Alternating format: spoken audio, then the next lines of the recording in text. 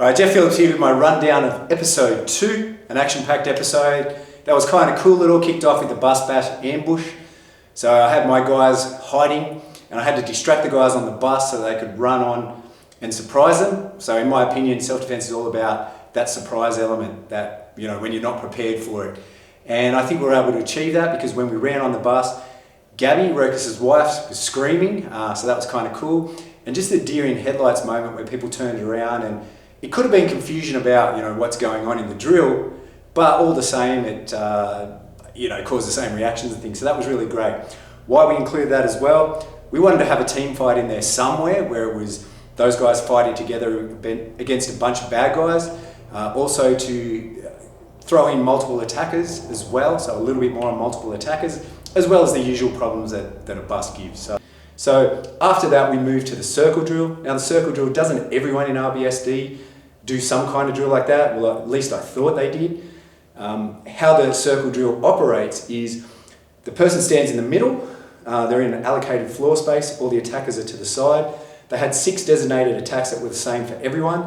Sure, there were variables within those attacks, but they all started out in the same manner. And competitors start, they close their eyes, they count down from 5, they go 5, 4, 3, 2, 1. They open their eyes under a couple of circumstances. Number 1, when they get to number 1. The second way they open their eyes is if they feel contact. So if somebody touches them or grabs them. And the third way is if there's a sound, like Adrian hit the bat on the ground, that was an indicator to open their eyes and to perform from there. Why we do the drill that way is because it's a drill to sort of to train late intervention. So the eyes are closed, which enables the attackers to get in a good position, because early intervention would be if you saw those guys walking towards you to attack you, you would do something. And there's people, you know, one of the things that people say in the self-defense world is that if you allow someone to walk up and grab you in training, you'll do it when the time comes. I don't entirely believe that, but just to, you know, ensure it doesn't happen, we do it that way. It also gives the attackers the option, like if I'm standing with my hands on my hip, they can get underhooks and various other things that they need to do depending on the skill it is that we need to train. When it comes to the punching, or if we did a stabbing one, which we didn't on this occasion, they'll give you a shove first and then they'll hit you. So then once the person responds and opens their eyes, then Alex started coming throwing shots, and that's the way that drill was. Everyone had the same 6 tests, so it was a good opportunity to see their skills under different settings and to different stimulus. And that's the thing about this particular drill. It's a good drill for skill acquisition and also a good drill to test people where they're at. And what it is, it's a read and react drill. So if anyone's involved in sport, someone who's a good practitioner is able to see what's going on in the moment and then respond accordingly, like make a good choice. And that's what that's all about. People too often in their training train closed skills as opposed to open, and a closed skill or a closed drill would be, for example, if I did the ice pick stabbing, like knife ice pick stab, and people practice this and they think they're getting better at it because the other person's going harder and harder and harder, and then they think, wow, you got this, when the guy runs from across the room and goes as hard as he can, and they go, wow, it worked. But the thing about that is, well, yeah, it'll train that skill under those settings, but the hard part about it is to be able to apply those techniques when it's an open drill or open skill. So where there are several other options, and that's the beauty of this drill. Once people get competent at certain things, we put them in this, and then we test the variables, and they have to adapt on the spot and make decisions. See the stimulus, recognize it, and send out the correct response is basically what it's all about. And the last thing about it was the equipment. So there was a bit of, not controversy with the equipment, but I dropped the ball on this, I'll take responsibility for this.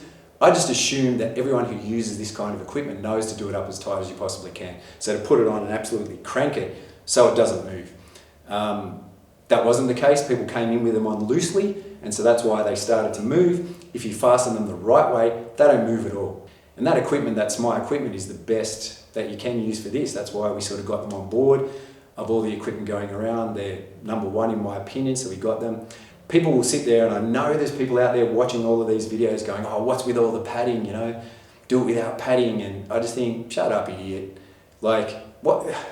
As a regular human with a normal job, I can't show up with a broken nose every week and cut eyes and things like that. Plus I can't afford to keep going to hospital to get it fixed. This stuff protects against that. It makes this kind of training possible. Without it, you can't do it. You can't train hard. with this as well, if we did it in the event, just say the first event we had no gloves on and, you know, Jeff, say, clocked someone and split their eye, well, then they're out for the rest of the event. So common sense needs to apply. This stuff is absolutely necessary. Without it, you can't train at that level.